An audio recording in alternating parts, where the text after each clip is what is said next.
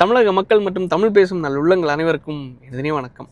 ரொம்ப நாட்களாக நம்ம வெயிட் பண்ணிட்டு இருந்த ஒரு விஷயம், அதாவது நேற்று கூட நம்ம பேசியிருந்தோம். அண்ணாமலை அவர்களுடைய அரசியல் வருகை வர ஜூன் 4ஆம் தேதி தன்னோட அரசியல் கட்சியை துவங்க இருக்காரு, அரசியல் கட்சிக்கான பேரை ரிவீல் பண்ண இருக்காரு அப்படின்னு சொல்லிட்டு. எப்படி போன தேர்தல் 2021 ஆண்டு தேர்தல் முடிஞ்சதுக்கு அப்புறமா விஜய் அவர்கள் தன்னோட கட்சியை தமிழக வெற்றி கழகம்னு சொல்லிட்டு ஒரு கட்சியை அறிவிக்கிறாரோ, ஸ்டார்ட் பண்ணுறாரோ, துவங்குறாரோ, அதே மாதிரியே இந்த தேர்தல் முடிஞ்சதுக்கு அப்புறமா அண்ணாமலை அவர்கள் துவங்குறாரு அப்படிங்கிற ஒரு விஷயம் செய்தி உண்மையிலே மகிழ்ச்சிகரமான ஒரு செய்தி. ஏன்னா உண்மையிலேயே ஒரு ஆளுங்கட்சிக்கு எதிரான ஒரு நல்ல எதிர்கட்சி தலைவர்கள் இங்கே யாருமே இல்லை. சீமான் அவர்கள் இருக்காரு, நல்லா பேசுறாரு, பேச்சு திறமை இருக்கு. ஆனால் ஜெயிக்கிறதுக்கான சட்டசபைக்குள்ள போய் கேள்வி எழுப்புறதுக்கான எந்த யுக்தியும் அவர் ஃபாலோ பண்றதா யாருக்கும் தெரியல. காரணம், தான் ஜெயித்தாதான் சட்டசபைக்குள்ள போய் கேள்வி எழுப்ப முடியும். ஆனால் இருந்தாலும் ஜெயிக்கிறதுக்கான அனைத்து முயற்சிகளையும் எடுத்து தான் உள்ள போக முடியாத, அதாவது சொல்லுவாங்க இல்லை, இவங்க ஒரு ஜெம் அப்படின்னு சொல்லிட்டு, அப்பேற்பட்ட அரசியல்ல ஒரு நல்ல ஒரு தலைவராக வளர்ந்து வந்த ஒரு அண்ணாமலை அவர்கள் உண்மையிலேயே இன்னைக்கு ஒரு எம்பியாவோ இல்லை ஒரு அமைச்சராகவோ இல்லை ஒரு எம்எல்ஏவோ இருக்க வேண்டிய நபர் காணாமல் போயிட்டார். ஸோ அந்த நபர் இன்னைக்கு அரசியல் கட்சியை துவங்க இருக்கிறாரு. ஸோ இன்னைக்கு நம்ம பாரதிய ஜனதா கட்சியோட 16வது தேசிய தலைவராக இருக்கக்கூடிய நிதின் நபீன் அவர்களை சந்திச்சு, ராஜ்யசபா எம்பியாக இருக்காரு, அவரை சந்திச்சு தன்னோட ரெசிக்னேஷன் கடிதத்தை கொடுத்ததா இப்போது தகவல் வந்திருக்கு. கொடுத்ததுக்கப்புறமா நேற்று கூட நீங்கள் பார்த்துருப்பீங்க, அண்ணாமலை அவரோட காரில் இருக்கக்கூடிய பிஜேபி கொடியை அழுத்துட்டாங்க அப்படின்னு சொல்லிட்டு. ஸோ இந்த செய்தி உண்மையிலே வரவேற்கக்கூடிய ஒரு விஷயம். காரணம் என்னென்னா, என்னதான் தமிழக வெற்றி கழகம் ஆட்சியில் வந்தால் கூட ஒரு எதிர்கட்சி வரிசையில் நல்ல ஒரு தலைவர், கேள்வி எழுப்பக்கூடிய மக்கள் பிரச்சனையை முன்னிறுத்தி போராட்டம் பண்ணக்கூடிய ஒரு நபர் இருந்தால் மட்டும்தான் நம்ம ஜனநாயக நாட்டில் எல்லாமே சீராக இருக்கும். ஒருத்தவங்க மட்டும் மேலே இருக்கும்போது, கேள்வி எழுப்ப யாரும் இல்லாமல் இருக்கும்போது உண்மையிலேயே அது சரியான ஒரு ஜனநாயகமாக இருக்குமான்னு கேட்டால். ஏன்னா காரணம் என்னென்னா, தமிழக வெற்றி கழகத்துக்கு ஒரு 1.25 கோடி மக்கள் ஓட்டு போட்டிருக்காங்கன்னா, மிச்சம் இருக்க மக்கள் பல கட்சிகளுக்கு வாக்களிச்சிருக்காங்க. ஸோ இவங்களோட குறைகளையும் முன்னிறுத்தி சுட்டி காட்ட வேண்டிய இடத்துல யார் இருக்காங்கன்னா, யார் இருக்கணும்னா எதிர்கட்சி தலைவர்கள். ஸோ எதிர்கட்சி தலைவர்களோட வரிசையில் எடப்பாடி அவர்கள் என்ன பண்ணிட்டு இருக்காரு, நீங்கள் நல்லா அனலைஸ் பண்ணி பாருங்களேன். கரெக்டாக 2021 திமுக ஜெயித்ததுக்கு அப்புறமா 2024-5 வரைக்கும் எடப்பாடி அவர்களும் உங்களால் பார்க்கவே முடியாது. கரெக்டாக ஒரு வருஷம், லாஸ்ட் ஒரு வருஷத்தில் எல்லாரும் தூக்கத்தை கலைச்சிட்டு எழும்பி வந்தாங்க. நம்ம பிரச்சாரம் பண்ண போனோம், மக்கள்கிட்ட திருப்பி தேர்தல் களத்துக்கு போனோம் அப்படின்னு சொல்லிட்டு. ஆனால் அந்த ஒரு வருஷத்துக்கு முன்னாடி லாஸ்ட் 3 வருஷத்தை பாருங்களேன், 22, 23, 24, 25, சாரி, அந்த 4 வருஷத்தை பாருங்கள். அண்ணாமலை அவர்கள் ஃபீல்டில் இருந்த ஃபஸ்ட்டு துணைத் தலைவராக இருக்கார், அடுத்து தலைவராக மாறுறாரு.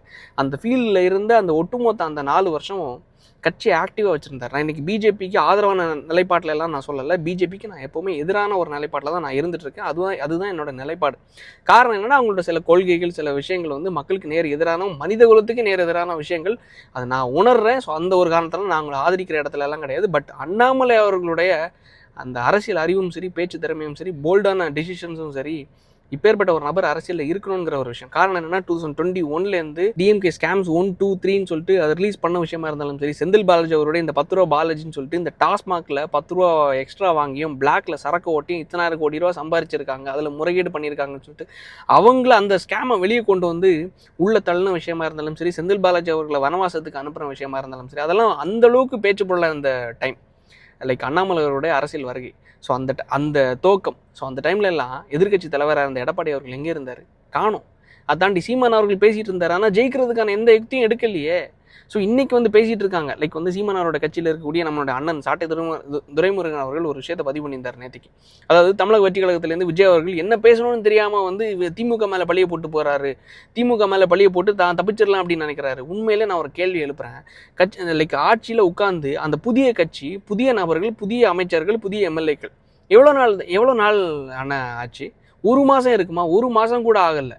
இந்த 1 மாதம் கூட ஆகாத இந்த ஆட்சி, இதுக்கு முன்னாடி கஞ்சா புழக்கம் டோட்டலாக இருந்திருக்கு, கஞ்சா விற்பனை டோட்டலாக இருந்திருக்கு. அதை தாண்டி இத்தனை குற்றங்கள் தொடர்ந்து இந்த டைமில் ஒரே மாதத்தில் வந்ததுக்கப்புறமா ஒட்டு மொத்தத்தையும் மாற்றுற அளவுக்கு சிவாஜி படத்தில் ரஜினி அவர்கள் நடந்து வருவார் தெரியுமா? நடந்து வரும்போது ஒட்டு மொத்தமாக அந்த சுழற்சி முறையில் எல்லாம் மாறிக்கிட்டே இருக்கும். அது மாதிரி மாறுற அளவுக்கு இது நீங்கள் காணிக்கிறீங்க தெரியுமா? நாங்கள் வந்த உடனே ஒட்டு மொத்தமாக கப்பல் படையை அமைச்சிருவோம், நெய்தல் படையை அமைச்சிருவோம், அதை தாண்டி வான்வெளி படையை அமைச்சிருவோம் அப்படின்னு சொல்லிட்டு இதெல்லாம் சாத்தியம் கிடையாது. அதுக்கான டைம் இருக்குது. அதான் அவர் சொல்கிறாருல, 6 மாதம் எங்களுக்கு ஹனிமூன் பீரியட் தரேன்னு சொன்னாங்க. ஆனால் 6 நாட்கள் கூட அவங்களால பொறுக்க முடியல. கேள்வி எழுப்பணும், கண்டென்ட் பேசணும் அப்படிங்கிறதுக்காக என்னென்னமோ பேசிகிட்டு இருக்காங்க அப்படின்னு சொல்லிட்டு ஒரு விஷயத்த சொல்கிறேன். இதை வந்து அண்ணன் சாட்டை துரைமுருகன் அவர்களாக இருந்தாலும் சரி, யாராக இருந்தாலும், கேள்வி எழுப்பக்கூடிய எதிர்க்கட்சி தலைவர் வரிசையிலாக இருந்தாலும் சரி, எதிர்க்கட்சியிலேருந்து நாங்கள் பேசக்கூடிய கேள்வி எழுப்பக்கூடிய இடத்துல இருந்தாலும் சரி, யாரை வேணாலும் இருக்கட்டும், இந்த மின்சாரத்துறையில் 2 லட்சம் கோடிக்கு மேலே கடன் இருக்குன்னு சொல்லிட்டு நிர்மல்குமார் அவர்கள் ஒரு விஷயத்தை பதிவு பண்ணியிருந்தார்ல. ஒரே ஒரு கேள்வி கேட்குறேன். இதே மின்சாரத்துறையில் ஒரு விஷயத்தை அவர் பதிவு பண்ணியிருந்தார். அதாவது ஸ்ட்ரீட் லைட்ஸ் இருக்குல்ல, நம்மளோட தெருக்களில் இருக்கக்கூடிய ஸ்ட்ரீட் லைட்ஸு மேலே வந்து இந்த சோலார் லைட் மூலமாக, சோலாரோடைய பவர் மூலமாக பவரை கன்சியூம் பண்ணி சில லைட்டு வந்து, சில விளக்குகள் நைட்டு எரியும். இந்த விளக்கோட ஒரு ஒரு ஒரு லைட்டோட விலை எவ்வளோன்னா 8000 ரூபா, 6500 8000 நீங்களே அதை வந்து சர்ச் பண்ணால் கூட ஒரு சோலார் லைட்டோட காஸ்ட் எவ்வளோன்னா 6500 to 8000 ருபீஸ். இந்த லைட்டை எவ்வளோ கணக்கு போட்டு வாங்கியிருக்காங்க தெரியுமா நம்ம தமிழக அரசாங்கத்தோட மின்சாரத்துறை? 45,000 ரூபா. சாரி, 45,000 48,000 நினைக்கிறேன். நம்ம தமிழ்நாடு முழுவதுமாக இருக்கக்கூடிய அனைத்து சோலார் லைட்ஸ் ஒட்டு மொத்தத்தையும் ஒரே ஒரு நிறுவனத்துக்கிட்டேருந்து தான் வாங்குறாங்க. ஒப்பந்தம் போட்டு டெண்டர் போட்டு வாங்குறாங்க. இந்த ஒட்டுமொத்த லைட்ஸையும் 6500 48 விடுங்க, 45,000 ஏற்றி பில்லை போட்டு வாங்குறாங்கன்னா, அந்த இடையில இருந்த ஒட்டுமொத்த காசையும் அடித்தது யார்? அதை அடிக்கிறது மூலமாக தானே இவ்வளோ கடன் வருது. மின்சாரத்தை இதுலேருந்து தயாரிக்கிறாங்க. அனல் மில் இந்த கரி மூலமாகவும் தயாரிக்க முடியும், வந்து காற்று மூலமாகவும் தயாரிக்க முடியும், வந்து தண்ணீர் மூலமாகவும் தயாரிக்க முடியும், அனைத்து மூலமாகவும் தயாரிக்க முடியும். இது எல்லாமே நம்ம இயற்கை வளம் மூலமாக ஓப்பன் சோர்ஸஸ் தானே இருக்குது. காற்றுக்கு யார் காசு கொடுக்குறா? தண்ணிக்கு யார் காசு கொடுக்குறா? இது எல்லாமே நம்மளோட இயற்கை வளமாக ஒட்டுமொத்த ரிசோர்ஸஸும் நம்மளுக்கு அவைலபிளாக இருக்குது. இந்த அவைலபிலிட்டி இருந்த போதிலும் ஏன் இதை பயன்படுத்தாமல் வெளி மாநிலத்தில் நாங்கள் மின்சாரத்தை கரிகளை வாங்குகிறோம், அது மூலமாக தான் நம்ம தயாரிக்கிறோம், அது மூலமாக தான் நம்மளுடைய தேவைகளை பூர்த்தி பண்ணுறோன்னு சொல்லிட்டு ஒரு பிம்பத்தை ஏற்படுத்தி வச்சுருக்காங்க தெரியுமா? இந்த பிம்பத்தை ஏற்படுத்தி வச்சுருக்கிறது மூலமாக தான் நம்மக்கிட்ட ஒரு மூளை செலவை செஞ்சு, நம்மக்கிட்ட காசு இல்லை, நம்ம வெளியேருந்து கடன் வாங்க வேண்டிய சிச்சுவேஷனில் இருக்கோம்.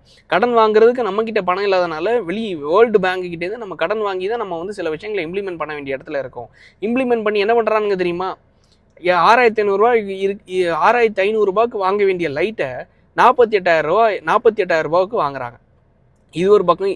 அப்போது தமிழ்நாடு முழுவதுமாக இத்தனை ஆயிரம் லைட்ஸை இவங்க ஃபிட் பண்ணுறது மூலமாக எத்தனை லட்சம் கோடியை சம்பாதிச்சிருப்பாங்கன்னு பாருங்களேன். எத்தனை லட்சம் கோடியை, இத்தனை ஆயிரம் கோடி ரூபாய் சம்பாதிக்காமல் எப்படி செந்தில் பாலாஜி அவர்களால், செய்திகளை நீங்கள் பார்த்துருப்பீங்க, கோயம்புத்தூரில் ஒவ்வொரு வாக்காளர்களுக்கும் 10,000 ரூபாய், ஒவ்வொரு வாக்காளர், இவர் கரூர்லேருந்து அங்கே போய் ஜெயித்துட்டார், ஒவ்வொரு வாக்காளர்களும் 10,000 ரூபாய் கொடுத்து ஓட்டுக்கு காசு கொடுத்துருக்காங்க அப்படிங்கிற செய்தி எல்லாரும் பார்த்தோம்ல. ஸோ அப்போ ஒவ்வொரு வாக்காளர்களும் 10,000 ரூபானா அந்த தொகுதியில் மட்டும் மினிமம் 200 300 கோடி ரூபா செலவு பண்ணியிருக்காங்க ஜெயிக்கிறதுக்காக. ஸோ இந்த ஒட்டுமொத்த பணத்தை அங்கே போய் இன்வெஸ்ட் பண்ணியிருக்காங்கன்னா இதை யாராவது பேசினாங்களா? இந்த 48,000 கோடி ரூபாய்க்கு 48,000 ரூபாய்க்கு லைட் வாங்க, 6,000 ரூபாய்க்குள்ள லைட்டை 48,000 ரூபா கொடுத்து வாங்கியிருக்காங்க அப்படிங்கிற செய்தி யாராவது பேசினாங்களா? அதை பேச மாட்டாங்க. போன ஆட்சியில் இவ்வளோ கடன் வந்திருக்கு, இந்த கடன் வந்ததெல்லாம் உங்களுக்கு தெரிஞ்சு தானே நீங்கள் ஆட்சியில் உட்காந்தீங்க? தமிழ்நாட்டுக்கு 10 லட்சம் கோடி ரூபா கடன் இருக்குன்னு தெரிஞ்சுதானே நீங்கள் ஆட்சியில் உட்காந்தீங்க? எதுக்கு வந்து ப்ளேம் பண்ணுறீங்க, திமுக ப்ளேம் பண்ணுறீங்கன்னு கேட்குறாங்க இல்லை? அப்போ போன ஆட்சியில் இவ்வளோ ஸ்கேம்ஸ் நடந்திருக்கு, அதை ஏன் பேசலை? ஸோ அப்போ இதுக்கு முன்னாடி நடந்த எல்லா விஷயத்தையும் எக்ஸ்போஸ் பண்ணுறது மூலமாக தான் அந்த கட்சிக்கு மறுபடியும் யாரும் வாக்களிக்க மாட்டாங்க. இவங்க இவ்வளோ தூரம் நம்மளுடைய வளங்களையும் எல்லாத்தையும் அடமானம் வச்சு, அதுலேருந்து தான் கொள்ளை அடிச்சிருக்காங்க அப்படிங்கிற விஷயத்த மக்களுக்கு தெரிய வந்தால் மட்டும்தான் இவ்வளோ கேடு கெட்டவங்களாம் இவனுங்க இருந்திருக்காங்களே அப்படிங்கிறது தெரிய வரும். சும்மா வந்தோன்னு குறை சொல்லணுங்கிற விஷயத்தில் நாம் தமிழர் கட்சி பண்ணும்போது எப்படி ஜெயிக்கிறதுக்கான யுக்தி அவங்க எடுத்திருக்காங்கிறத எப்படி நீங்கள் பார்ப்பீங்க? இப்போ காங்கிரஸ் கட்சி அவங்க கூட போயிருக்காங்களா? ஜெயிக்கிறதுக்கான யுக்தி, வளர்றதுக்கான யுக்தி அவங்க கையில் எடுத்திருக்காங்க. ஸோ அடுத்த வர தேர்தலில், உள்ளாட்சி தேர்தல், அதுக்கு அடுத்தது பார்லிமெண்ட்ரி எலெக்ஷன், நாடாளுமன்ற தேர்தல், அடுத்து வரக்கூடிய சட்டசபை தேர்தல், இது எல்லாத்துக்கும் அவங்க கையெழுத்து போட்டாங்க. நாங்கள் இனி தாவேகா கூட தான் போட்டியிட போகிறோம்னு சொல்லிட்டு. அது எதுக்காக? தொலைநோக்கு பார்வையாக நம்ம இனி வளரணுங்கிறதுக்காக போட்டிடுறாங்க. கையெழுத்தை போட்டு அக்ரிமெண்ட்டே சைன் பண்ணிட்டாங்க.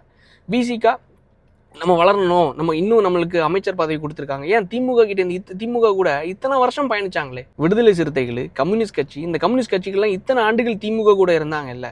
ஒரு அமைச்சரவை கொடுத்தாங்களா? இல்லை எம்எல்ஏ சீட்டை கூட்டி கொடுத்தாங்களா? எல்லாருக்கும் உங்களுக்கு பிளாஸ்டிக் சேர் தான்ப்பா, உங்களுக்கு அதுக்கு மேலே நீங்கள் ஆசைப்படக்கூடாது, பொது தொகுதியில் நிற்க கூட நீங்கள் ஆசைப்படக்கூடாதுன்னு சொல்லிட்டு டேரெக்டாக கொச்சப்படுத்துகிறவர் யார்? கருணாநிதி அவர்கள். அதெல்லாம் பேசுவாங்களா? பேச மாட்டாங்க. ஏதோ 10ல் ஒரு கண்டென்ட்டை பேசிட்டு போயிடுறது. இன்றைக்கி இவ்வளோ சம்பவங்கள் நடக்குது, இவ்வளோ ஊழல்கள் நடந்திருக்கு, அதெல்லாம் பேசாத. சும்மா வந்து திமுக மேலே பழிய போட்டுறாங்க. ஒரே நாளில் கஞ்சா அடிக்கிறவன், சரக்கு போடுறவன் ஒரே நாளில் திருந்திடுவானா? ஒரே நாளில் இவங்க வந்து பண்ணுறது மூலமாக இன்றைக்கி பல ஒயின் ஷாப்பு 9:30 மணிக்கே மூடிடுறாங்க. ஸ்ட்ரிக்டாக ஆக்ஷன் எடுத்திருக்காங்க. பல இடங்களில் கஞ்சா ரைடு பண்ணி சீஸ் பண்ணிட்டு இருக்காங்க. சென்னையில் பல இடங்களில் நீங்கள் பார்க்க முடியும். ஒரே நாளில் சென்னையை முழுவதுமாக ரைடு பண்ணி எத்தனை ஆயிரம் ரவுடிஸை கைது பண்ணியிருக்காங்க. எத்தனை ஆயிரம் லைக் வந்து கண்டினியூஸ் அஃபண்டர்ஸாக இருந்த குற்றவாளிகளை கைது பண்ணியிருக்காங்க. சிறையில் அடைச்சிருக்காங்க. ஜுடிஷியல் கஸ்டடியில் எடுத்து சிறையில் அடைச்சிருக்காங்க. இதெல்லாம் யார் பேசுனா? லைக் வந்து இந்த சிங்கப்பெண் அதிரடி படைன்னு சொல்லிட்டு ஒன்று கொண்டு வந்தாங்க. வேலுநாச்சியார் படைன்னு சொல்லிட்டு ஒன்று கொண்டு வந்தாங்க. அதெல்லாம் இம்ப்ளிமெண்ட் பண்ணும்போது இன்னும் ரெண்டு வாரத்தில் இம்ப்ளிமெண்ட் ஆயிரும் அப்படின்னு சொல்லிட்டு நேற்றுக்கு முதலமைச்சர் விஜய் அவர்கள் வந்து பதிவு பண்ணியிருந்தார். இதெல்லாம் யார் பேசுவா? அதெல்லாம் பேச மாட்டாங்க. கண்டென்ட்டுக்காக திமுக மேலே பழிய போட்டாங்க அப்படின்னு சொல்லிட்டு. சரி, இது என்னதான் இருந்தாலும் சரி, கேள்வி கேட்கக்கூடிய இடத்துல நல்ல ஜெயிக்கக்கூடிய ஒரு யுக்தி எடுத்து இன்னைக்கு வந்து அண்ணாமலை அவர்கள் நல்ல ஒரு முயற்சியை எடுத்திருக்காரு. உண்மையிலேயே நேற்றுக்கு நம்ம ஒரு விஷயத்த பேசணும். 4ஆம் தேதி கட்சியை ஆரம்பிக்க போகிறாரு, கட்சியை அறிவிக்க போகிறாருன்னு சொல்லிட்டு. இன்றைக்கி அதோட அடுத்த கட்ட முயற்சியாக தன்னோட ரெசிக்னேஷனை லைக் ராஜ்யசபா எம்பியாக இருக்கக்கூடிய லைக் வந்து நபீன் அவர்கள்கிட்ட வந்து கொடுத்துருக்காங்க.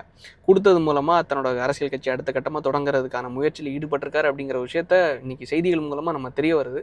ஸோ இதோட முயற்சி உண்மையிலே தமிழ்நாட்டில் ஒரு நல்ல எதிர்கட்சியாக மக்களுக்கு குரல் எழுப்பக்கூடிய நல்ல ஒரு தலைவராக அவரும் வளர்ந்து வருவார் அப்படிங்கிற ஒரு வெல்விஷராக ஒரு ஃபாலோவராக தான் நானும் இதை பேசுகிறேன். மக்கள் நீங்கள் இதை ஏற்றுப்பீங்கன்னு நம்புகிறேன். காரணம் என்னென்னா, ஒரே ஒரு விஷயம் மட்டும் வளரும்போது கேள்வி எழுப்புறதுக்கு இன்னொரு ஒரு குரலும் இருந்தால் மட்டும்தான் அது சமமாக இருக்கும்.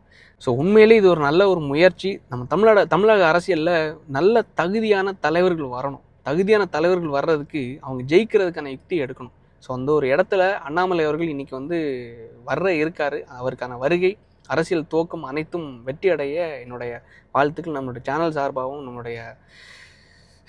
நீங்கள் எத்தனை பேருக்கு உங்களுக்கு அதுக்கான எண்ணம் இருக்கும், அவரோட வருகை உங்களுக்கு பிடிச்சிருக்கு அப்படிங்கிறது எனக்கு தெரியல. பட் இருந்தாலும் அந்த வருகையை நம்ம ஏற்றுக்கிட்டு தான் ஆகணும். அதுதான் சரியான ஜனநாயகம். காரணம், இங்கே வந்து எல்லாருக்கும் அரசியல் கட்சி துவங்குறதுக்கும் தகுதி இருக்குது, ரைட்ஸ் இருக்குது, லைக் எல்லாருக்கும் உரிமை இருக்குது. அந்த ஒரு இடத்துல தகுதியானவை தப்பி பிழைக்கும் சொல்கிற மாதிரி தகுதியான நல்ல தலைவர்கள் வரணுங்கிறது என்னோட விருப்பம். மக்கள் உங்களுடைய விருப்பமாக இருக்கணுங்கிறது என்னோட தாழ்மையான வேண்டுகோள். நல்லது நடக்கட்டும், நல்லது நினைப்போம். நன்றி, வணக்கம்.